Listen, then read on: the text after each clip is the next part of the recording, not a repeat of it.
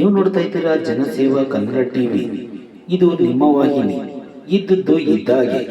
ಜನಸೇವಾ ಕನ್ನಡ ಟಿವಿ ವಿಶೇಷ ವರದಿ.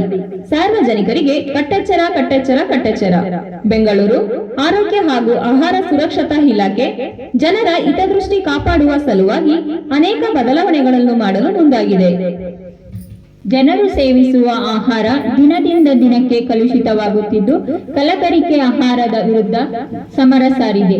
ಗೋಬಿ, ಕಬಾಬ್, ಕಾಟನ್ ಕ್ಯಾಂಡಿ, ಪಾನಿಪುರಿ ತಿನಿಸುಗಳ ಮೇಲೆ ಆಹಾರ ಇಲಾಖೆ ಒಂದಷ್ಟು ನಿರ್ಬಂಧಗಳನ್ನು ವಿಧಿಸಿದೆ.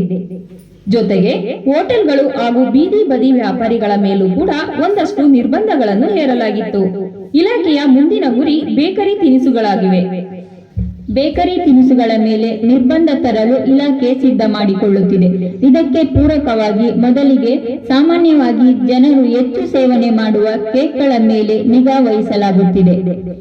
ಕೇಕಿಗೆ ಬಳಸುವ ಮೈದಾ ಹಿಟ್ಟು, ಕೋಕೋ ಪೌಡರ್, ಕ್ರೀಮ್ಗಳಿಗೆ ಬಳಸುವ ಪದಾರ್ಥಗಳು, ಫ್ಲೇವರ್ಗಳು ಹಾಗೂ ಬಣ್ಣವಾಗಿರಲು ಬಳಸುವ ಕಲರ್ಗಳನ್ನು ಪರಿಶೀಲನೆಗೆ ಒಳಪಡಿಸಲಾಗುತ್ತದೆ.